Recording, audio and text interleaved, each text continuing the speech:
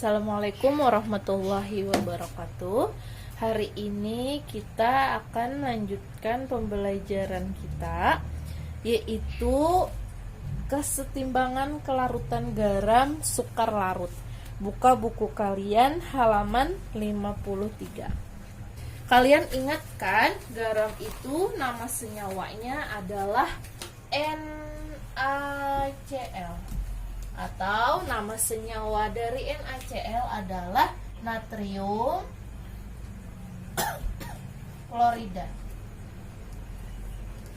Lihat buku kalian, jika garam dilarutkan dalam air akan terbentuk larutan garam. Kemudian, apa yang terjadi jika kita menambahkan garam yang sama secara terus-menerus? Nah, kalau ada segelas air, misalkan ibu punya segelas air,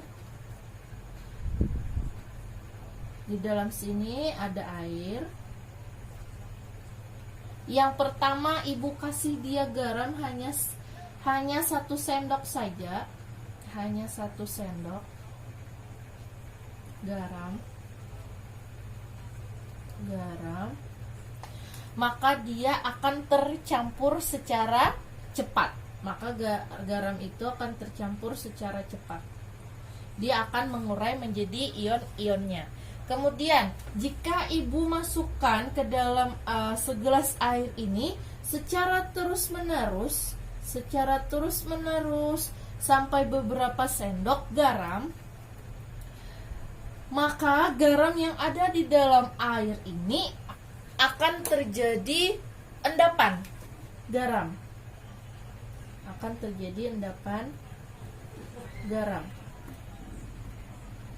Kenapa menjadi endapan garam? Karena si garam yang tadi kita masukkan ke dalam air, dia akan mengalami yang namanya sukar larut. Artinya dia sangat sulit untuk mengalami penguraian atau terurainya ion-ion yang ada pada si garam dengan air, sehingga menjadilah endapan garam. Nah, dari endapan garam inilah yang disebut sebagai garam sukar larut. Garam sukar larut. Artinya dia terjadinya suatu kejenuhan dalam larutan. Artinya dia adalah larutan atau disebut sebagai larutan jenuh. Di sana lihat lagi di bukunya, di dalam air larutan garam melarut dan terurai menjadi ion-ion penyusunnya. Penambahan lebih lanjut akan mengakibatkan molaritas ion-ion tersebut semakin meningkat. Nah, seperti yang ibu jelaskan tadi, kemudian akibatnya larutan menjadi jenuh. Nah, makanya tadi larutan akan menjadi jenuh atau garam yang menjadi sukar larut. Sulit untuk melarut dalam air karena dia terlalu banyak garam yang dimasukkan ke dalam air. Setelah mencapai keadaan jenuh, ternyata tetap terjadi proses melarut. Tetapi pada saat yang sama terjadi pula proses pengkristalan dengan laju yang sama, yaitu tadi terjadinya endapan garam. Artinya terjadi kesetimbangan antara zat padat atau si garam tadi tidak larut dengan larutannya. Larutannya tadi yaitu air. Oke? Paham? Nah, kita lanjutkan pengertian kelarutan dan hasil kelarutan. Dalam keadaan jenuh, zat padat terlarut dalam jumlah maksimum. Jumlah maksimum zat yang dapat larut dalam jumlah tertentu atau jumlah tertentu larutan atau pelarut. Nah, itulah yang disebut sebagai kelarutan. Nah, ini tadi pengertian dari kelarutan. Kelarutan itu berasal dari kata solubility, makanya dilambangkan dengan huruf S. Tadi artinya kan jumlah maksimum zat yang dapat larut dalam jumlah tertentu larutan atau pelarut. Nah, kemudian ada catatan untuk si kelarutan ini. Ada 2. Yang pertama, Zat yang mudah larut dalam air akan mengalami kejenuhan jika zat tersebut ditambahkan dalam jumlah besar. Nah, contohnya tadi yaitu si garam.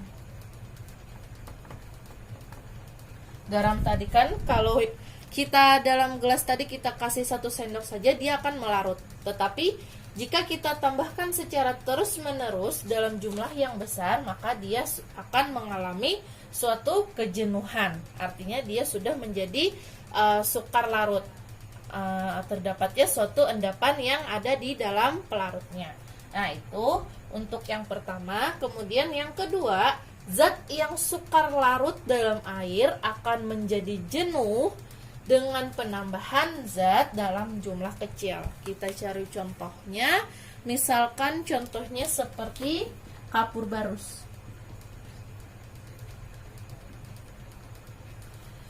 Kapur barus kan itu sudah berbentuk seperti padatan yang agak besar dari garam. Kalau kita campurkan dia ke dalam air, kita menghayal-hayal. Kalau kita campurkan dia ke dalam air, 1 biji, kan biasanya per biji ya, dia sudah mengalami terurainya itu sudah lama atau lambat. Apalagi kalau kita tambahkan dia beberapa biji kapur barusnya, maka dia sudah akan mengalami sukar larut atau akan menjadi jenuh.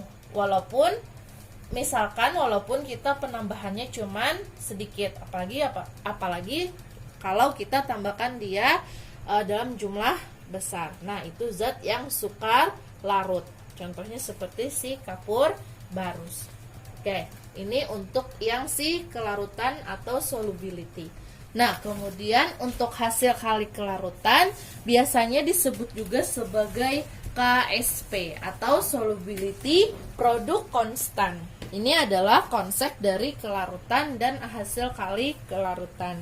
Kemudian untuk satuan kelarutan itu biasanya dinyatakan dalam gram per liter. Atau bisa juga dengan satuan mol per liter. Kemudian berdasarkan kelarutannya, larutan dibedakan menjadi 3 macam. Ada larutan tak jenuh, larutan jenuh, dan larutan lewat jenuh. Nah, di mana larutan tak jenuh masih dapat melarut lebih banyak zat. Artinya larutan tak jenuh itu masih dapat melarutkan lebih banyak zat. Yang pertama tadi larutan tak jenuh. Larutan tak jenuh ini artinya larutan yang masih dapat melarutkan lebih banyak zat. Larutan yang dapat melarutkan masih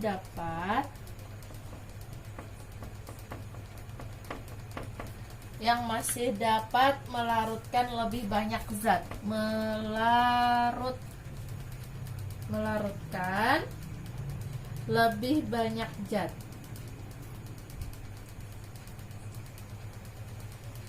Kira-kira contoh yang larutan yang masih dapat melarutnya walaupun kita terus-menerus ditambahkan. Misalnya kita contoh pelarutnya adalah air. Contohnya seperti apa? Kira-kira contohnya seperti gula. Jika kita tambahkan dia ke dalam pelarut air secara terus-menerus, maka dia akan tetap terjadi masih dapat melarut dalam si air tersebut. Contohnya seperti gula. Misalkan lagi seperti si sirup. Larutan sirup. Jika kita tambahkan dia secara terus-menerus ke dalam air, maka dia masih dapat melarut di dalam si pelarutnya itu si airnya. Oke. Kemudian untuk larutan jenuh. Nah, untuk larutan jenuh kan tadi sudah dipelajari. Larutan jenuh itu larutan yang jika kita tambahkan dia secara terus-menerus, dia akan mengalami sukar larut. Contohnya tadi seperti garam.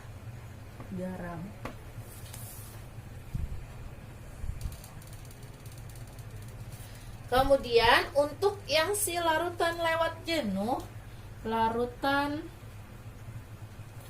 lewat jenuh,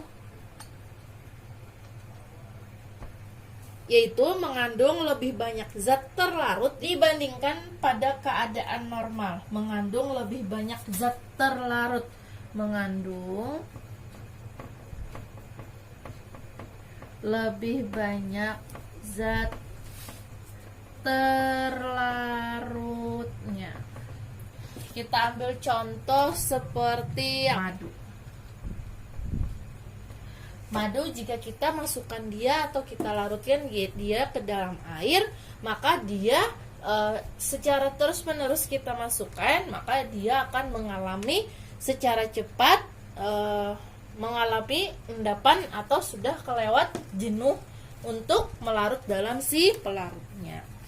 Oke. Kemudian seperti yang telah disebutkan sebelumnya, dalam larutan jenuh terjadi kesetimbangan antara zat padat atau garam tidak larut dengan larutannya. Secara umum untuk larutan jenuh dari garam AMBN dalam air akan membentuk kesetimbangan sebagai berikut. Nah, di sana ada suatu reaksi kesetimbangan, dimisalkan itu senyawa AMBN, dimana jika kita reaksikan dia akan menjadi reaksi setimbang, yaitu menjadi M yang di samping A-nya ini akan menjadi si koefisien A-nya, menjadi MA. Kemudian untuk si N ini dikali silangkan kepada si A akan menjadi ion A-nya, yaitu menjadi N+. Kemudian plus untuk yang B-nya, yang N di belakang ini akan menjadi koefisien si B, makanya akan menjadi NB. Kali silang lagi untuk yang M-nya, kali silangkan dengan B maka menjadi M+. Jadilah kesetimbangan AMBN reaksi menjadi MAN+ plus NBM+. Kemudian tetapan kesetimbangannya dapat dituliskan sebagai berikut. Tetapan kesetimbangannya adalah Kc. Kemudian konsentrasi AN+, M-nya menjadi pangkat dikalikan dengan Bm- pangkat N. Nah, ini untuk si tetapan kesetimbangannya. Nah, ini tetapan kesetimbangan. Kemudian untuk tetapan kesetimbangan yang berlaku, yaitu si KSP tadi, atau tetapan hasil kali kelarutannya, menjadi KC-nya diganti dengan KSP sama dengan yang di atas, AN plus M dikali dengan M min N.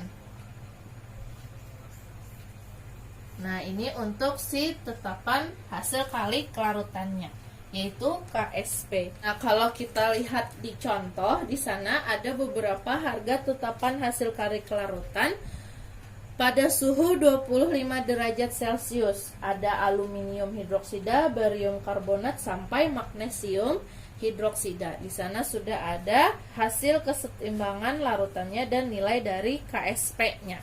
Misal Ibu jelaskan salah satunya untuk lebih paham untuk menentukan rumus yang digunakan. Lihat ya, tadi kan kata Ibu KSP itu rumusnya adalah konsentrasi AN plus M dan Bm min N. Kita ambil contoh yang si aluminium hidroksida, yaitu Al OH 3 kali. OH 3 kali. Karena di sana ada ion, maka kita mencarinya juga ion. Nah, kemudian kita lihat seperti yang kesetimbangan yang di atas tadi, ada kesetimbangan reaksinya. Untuk si Al berarti dia adalah yang si A. Al ini berapakah jumlah atom pada Al?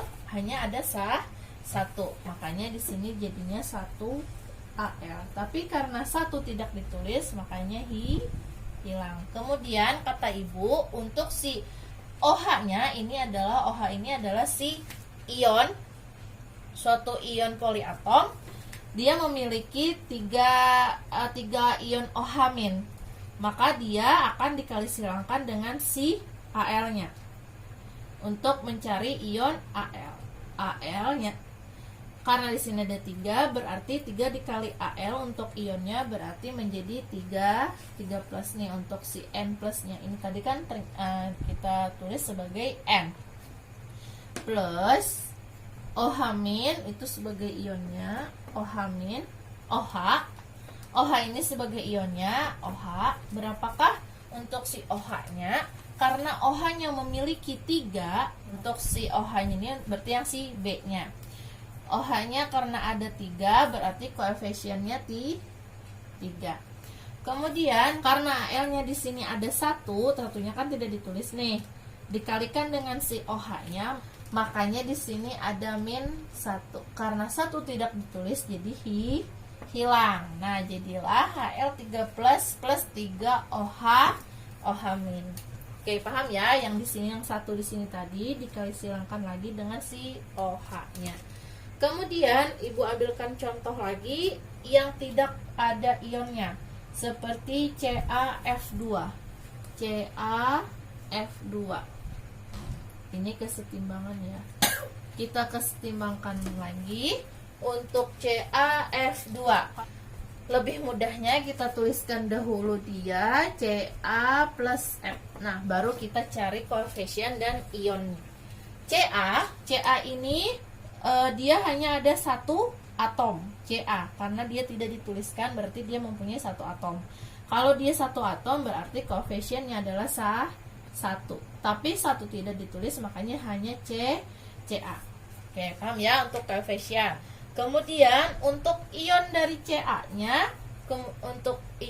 Ca-nya, berarti kali silang si punyanya F. Kali silangkan dia 2 dikali dengan plusnya Ca berarti dia 2 plus. Kemudian untuk si F ini kan mempunyai 2 atom, berarti dia yang di belakang sini N tadi akan menjadi koefisien, berarti 2F. Nah, yang si 1 yang di sini tadi kali silangkan dengan F, yang 1 di sini tadi kali silangkan dengan F, berarti dia menjadi 1-. Karena 1 tidak ditulis, makanya dia hanya min saja. Jadilah Ca2 plus 2F-. Oke, paham ya untuk menentukan suatu reaksi kesetimbangannya. Kemudian jika dalam sistem kesetimbangan AMBN dengan kelarutan S mol per liter, persamaan reaksi kesetimbangan dapat dituliskan sebagai berikut. AMBN ini kita lambangkan dia dengan si S. S ini tadi kan yaitu kelarutannya.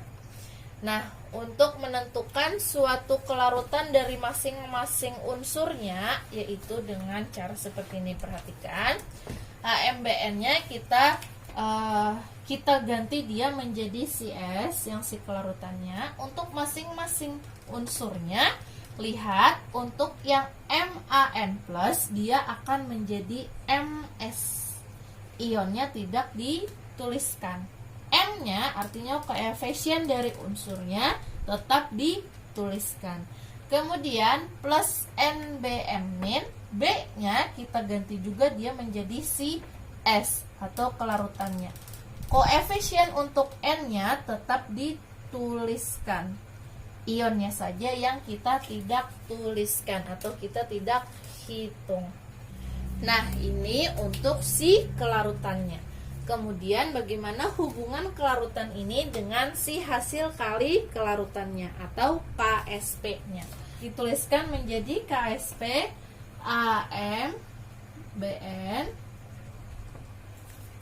menjadi konsentrasi AN plus M dikalikan dengan BM min N.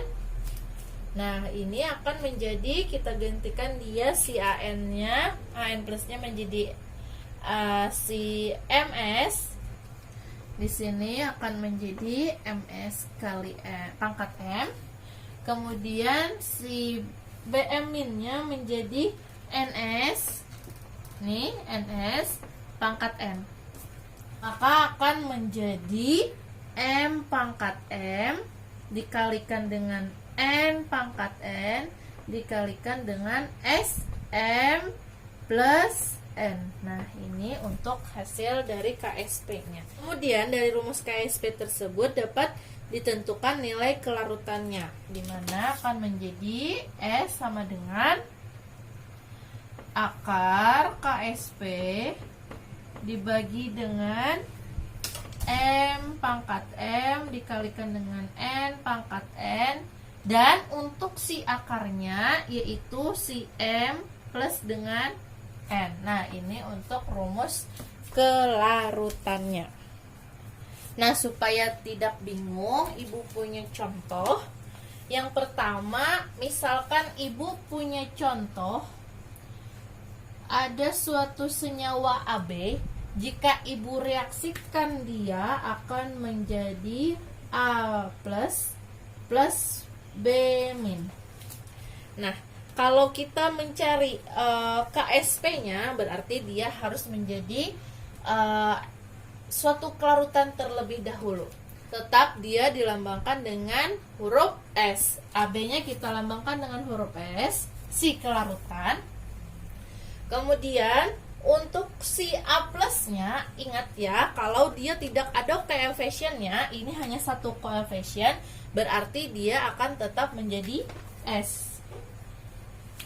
Padahal di sini harusnya adalah satu S. Karena dia tidak ditulis satu, makanya hanya ada S.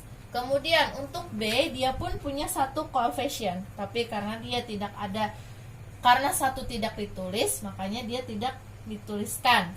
Berarti B ini juga S. Sampai sini paham? Ingat ya, rumusnya tadi kan AM BN menjadi MAN plus N BM min. Nah, ini tadi kan S. Di sini MS. Ion tidak menjadi masalah. Dan si NB-nya menjadi NS. Nah, kan ini masing-masing A-nya ada koefisien, makanya ditulis M. A-nya diganti dengan S. N-nya, NB-nya, N koefisiennya menjadi NS.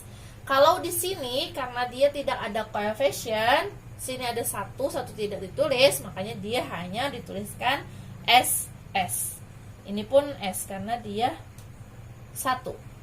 Oke, sampai situ paham.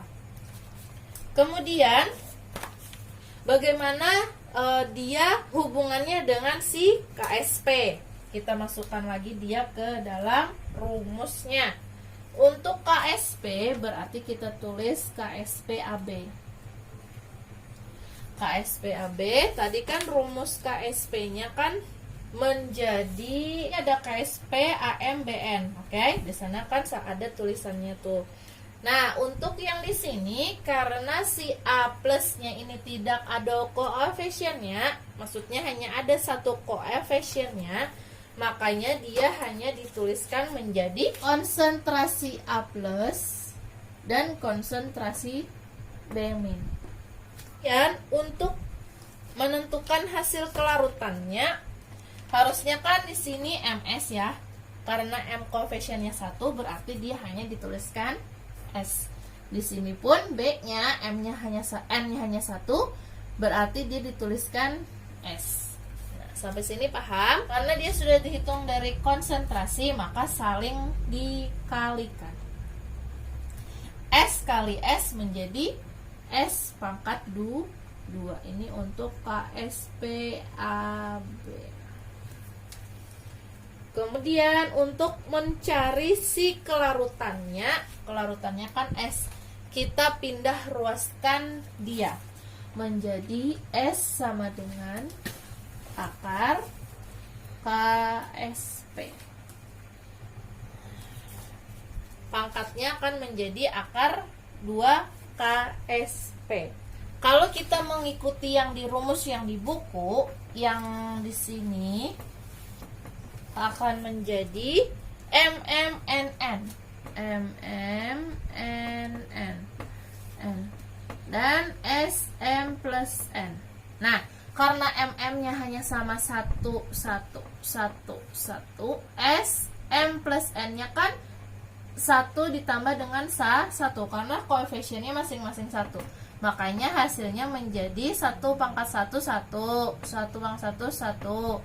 Kemudian S 1 plus 1 sama dengan 2. 1 kali 1 kan 1.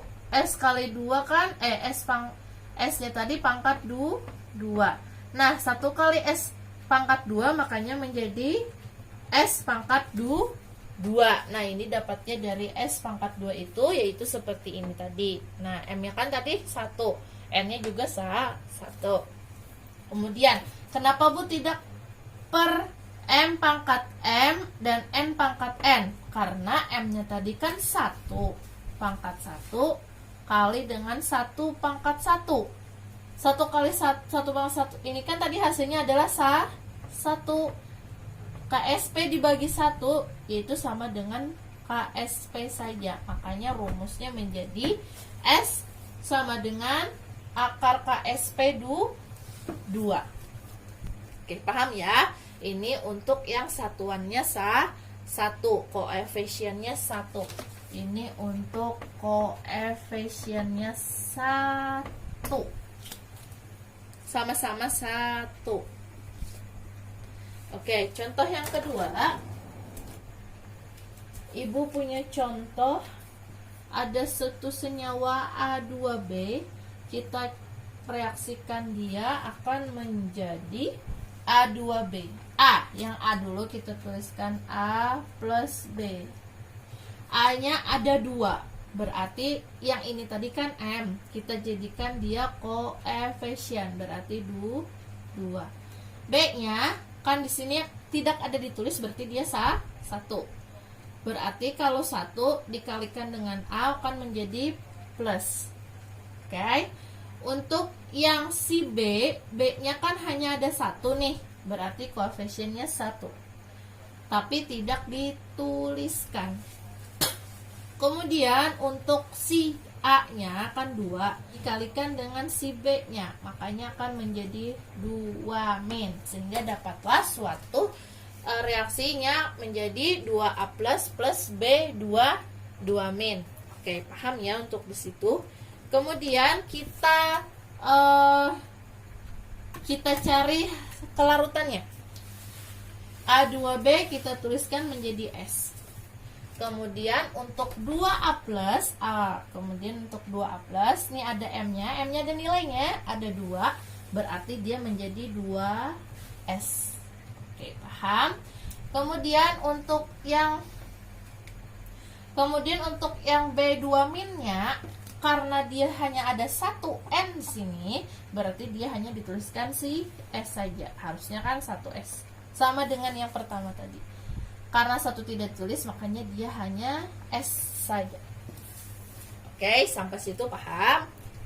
Kemudian kita hubungkan dia dengan si KSP-nya, berarti KSP A2B. Nah, ingat tadi rumusnya ya.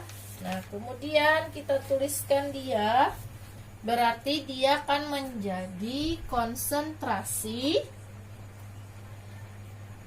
A plus pangkat 2, kan M-nya 2, dikalikan dengan B2 min pangkat 1. Satunya tidak dituliskan, menjadi B2 min saja. Kemudian kalau kita hitung dia lagi akan menjadi, kalau ibu secara langsung A plus dia tadi kan menjadi 2S pangkat 2. Kemudian untuk B2 minnya kan dia hanya S saja karena pangkatnya 1. Sehingga akan menjadi 2S2, berarti 2 pangkat 2 kan 4S dikali dengan S. Kalau kita mengikuti yang rumus di buku, lihat di sana, kalau kita mengikuti rumus yang di buku, di sana pun sama, MS2, M-nya kan 2S, M-nya 2 berarti 2 dikali dengan S. Karena tidak ada n-nya, makanya dia tidak ada pangkatnya dan koefisiennya. Kemudian untuk yang ini sama dengan lagi nn sm plus n, berarti berarti 2 pangkat 2 dikalikan dengan nn-nya, berarti n hanya 1 pangkat 1 dikalikan dengan sm plus n, berarti 2 plus 1. Kalau ibu di sini dia akan menjadi, ibu ketinggalan di sini ada 4s2. Kalau ibu langsung tuliskan di sini akan menjadi 4s pangkat 2 dikali s. Kenapa 2? Karena s-nya pun pangkat 2. Oke.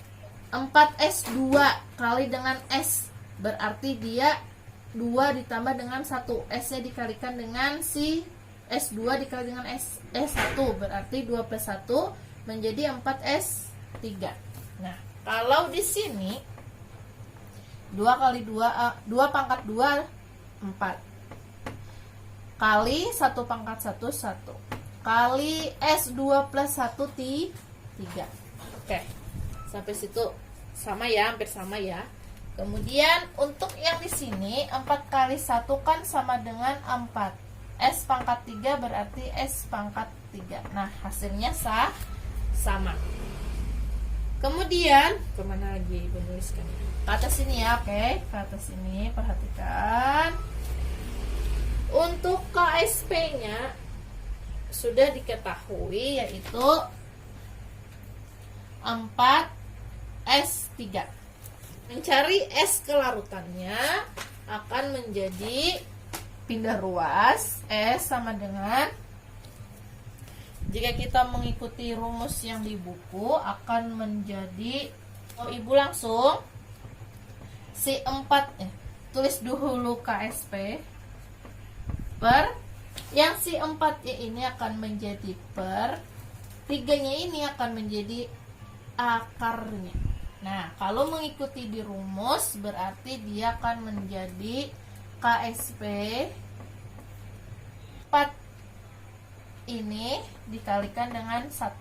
Di sini 2 di plus 1. Makanya akan hasilnya pun sama dengan di atas. Oke, paham ya? Ini untuk contoh yang nomor 2. Nah, untuk contoh nomor 3 ada lagi bukunya AB 3. Nah, kita reaksikan, tulis dahulu A-nya, karena di sini hanya ada 1, berarti hanya 1 koefisiennya, tapi tidak dituliskan. Kemudian 3-nya, nih 3-nya n plus n, 3-nya punyanya si n plus, berarti di sini menjadi 3 plus. Untuk B kan nb, berarti n ini akan menjadi koefisien, berarti 3. M punyanya si A ada 1 dikalikan dengan si B, atau akan menjadi M min, akan menjadi min 1 tidak dituliskan. Nah, kita cari kelarutannya, berarti ini adalah S. Kemudian untuk A3 plus, karena dia tidak ada koefisiennya atau 1 koefisien, berarti hanya S. Kemudian untuk B, karena ada 3 koefisiennya, berarti menjadi 3S. Untuk KSP-nya berarti AB3 sama dengan A3 plus, koefisiennya 1, kemudian B min 3. Nah, kemudian A3 plusnya kan hanya ada S saja, dikalikan dengan si B min. B-nya tadi kan 3S, karena ada pangkatnya, lalu pangkat 3 sama dengan lagi S 3 pangkat 3 kan 27, S pangkat 3 menjadi S pangkat 3. Kemudian S dikali 27 S pangkat 3 akan menjadi 27 S pangkat 4. Ini adalah si KSP-nya. Untuk mencari hasil kelarutannya berarti S sama dengan, kata ibu untuk koefisiennya menjadi per. Berarti kita tuliskan dahulu KSP per 27. 4-nya menjadi akarnya, kan menjadi S sama dengan 4 akar KSP bagi dengan 27. Nah, ini untuk contoh, beberapa contoh dari suatu reaksi kesetimbangan menentukan kelarutan dan hasil kelarutannya. Oke, paham ya? Nah, kalau untuk contoh soal yang di halaman 55, tuliskan tetapan hasil kali kelarutan KSP untuk kelarutan berikut. Yang A, ada suatu senyawa LiF.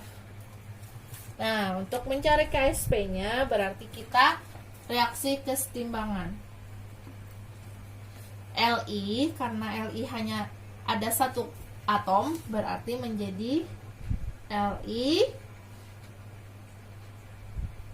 koefisiennya 1.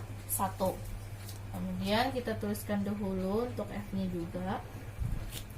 Nah, di F ini kan hanya ada 1 juga, berarti di sini dikali silangkan atau menjadi N plus akan menjadi plus 1. Satunya tidak dituliskan. Ini sama contoh yang seperti Ibu jelaskan yang tadi. Kemudian untuk F-nya juga ada 1, koefisiennya 1. Li-nya M-, sehingga dia akan menjadi -1, tapi tidak ditulis satunya. Kemudian baru kita cari KSP-nya. Karena dia mintanya KSP, maka dia langsung dicari KSP LiF sama dengan konsentrasi Li plus dikalikan dengan F-, seperti rumus yang dijelaskan di atas tadi. Oke? Langsung saja, karena yang dimintanya hanya adalah KSP-nya saja. Yang B, nah di sana ada kesalahan soal. Yang di soal CaC2O4, sedangkan di penyelesaian adalah Ag2SO3. Kita ubah dia, soalnya akan menjadi Ag2SO3, oke? Yang nomor 2-nya, yang B-nya, kita ubah dia menjadi yang Ag2SO3. Kita reaksikan. Nah, ini adalah si ion. SO3 ini adalah ion, bukan suatu unsur. Ag2SO3. Ag2M-nya ada 2. Berarti dia akan menjadi koefisien Ag. Tulis dulu SO. Karena SO3-nya ada 3, berarti kali silang atau akan menjadi Agn plus, berarti di sini ada 3 plus. SO karena dia ada 3, berarti menjadi koefisiennya 3SO. Di sini karena ada 2, berarti kali silang atau akan menjadi M-, akan menjadi 2-. Oke, paham ya?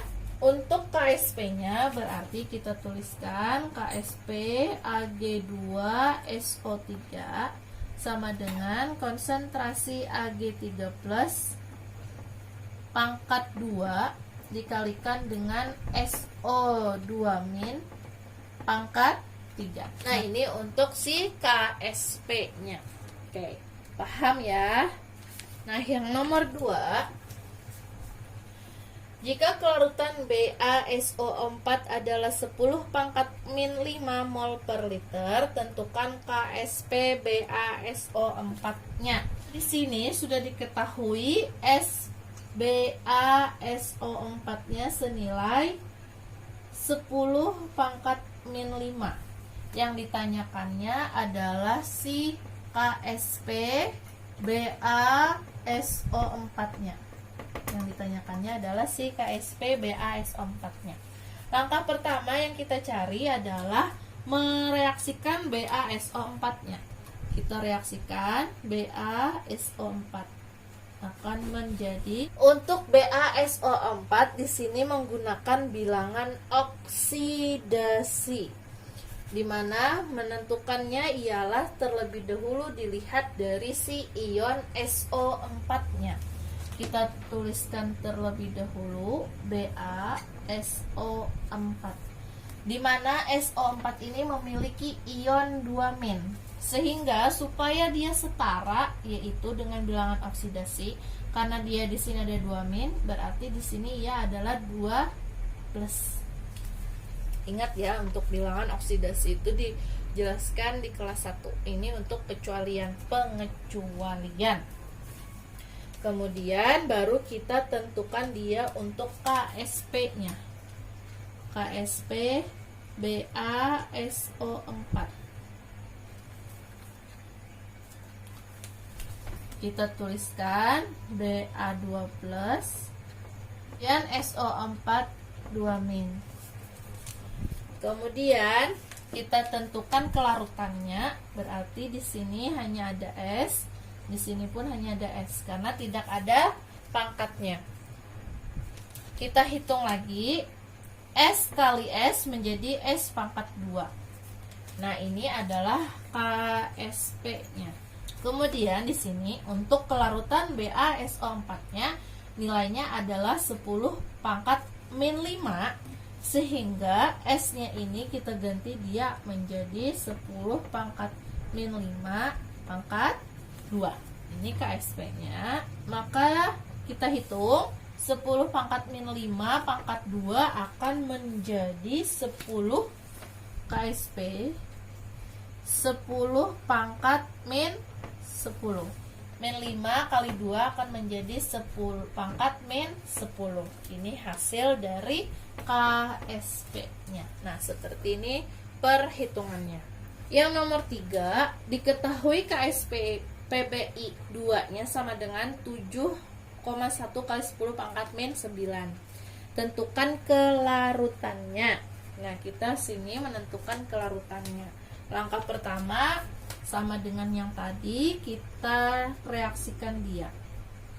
Nah, kalau ini, kalau unsur-unsur kita bisa reaksikan dia yang seperti kita pelajari yang tadi. Untuk BaSO4 itu adalah suatu pengecualian, itu dengan si ionnya. Tidak perlu Ibu jelaskan terlalu panjang lagi karena kalian juga sudah paham, oke? Pb berarti Pb2+, 2I min. Oke, paham ya? Kemudian kita tentukan kelarutannya terlebih dahulu. Di sini S sama dengan di sini S saja, koefisiennya 1, di sini menjadi 2S. Tentukan KSP-nya, KSP PBI2. Kemudian di sini ada PB2+. Di sini ada I min pangkat 2. Menjadi S, di sini menjadi 2S pangkat 2. Ini kan 2S, ada pangkat 2-nya menjadi 2S pangkat 2. Nah, kemudian kita hitung terlebih dahulu. S 2S pangkat 2 berarti 2 kali 2 4, S pangkat 2 S pangkat 2 akan menjadi S kali 4S pangkat 2 berarti 4S pangkat 3. Ini untuk si KSP-nya. Oke, paham ya? Kemudian, nah tadi kan KSP PBI2-nya 4S pangkat 3. Kalau menggunakan rumus yang Ibu tadi jelaskan, untuk yang 4S pangkat 3 ini, berarti untuk menentukan S-nya sama dengan, kata Ibu kan tulis dahulu KSP-nya. Yang koefisiennya menjadi per, yang pangkatnya menjadi pangkat 3. Nah, kan pakai yang tadi Ibu jelaskan rumusnya, baru kita masukkan dia. Sini pangkat 3. KSP-nya, nilai KSP dari PBI2-nya kan diketahui tuh 7,1 kali 10 pangkat min 9 per 4. Nah, di sana sudah ada langsung diketahuinya. Kalian bisa hitung sendiri, berarti menjadi 1,21 kali 10 pangkat min 3 mol per liter. Nah, seperti ini hitungannya. Untuk menghitungnya harusnya 7,1 kali 10 pangkat 9 dibagi 4. Hasil ini diakarkan dengan 3. Kalau di kalkulator biasa sepertinya tidak ada yang pangkat 3. Di HP biasanya ada yang untuk si pangkat 3. Bisa kan ya menghitungnya? Oke, paham ya? Nah, ini ada soal di buku LKS halaman 42 nomor 16, 17, 18, dan 19. Itu pilgan, dituliskan cara mencarinya pakai cara ya. Kemudian tambahan nomor satunya ada tuliskan persamaan KSP-nya, ada 3. Kemudian nomor 2-nya berapakah kelarutan CaSO4-nya, dimana sudah diketahui KSP-nya. Terima kasih banyak, semoga kalian paham. Bisa kalian cari penjelasan di buku lain atau internet lain. Terima kasih banyak. Salah hilaf, mohon maaf. Assalamualaikum warahmatullahi wabarakatuh.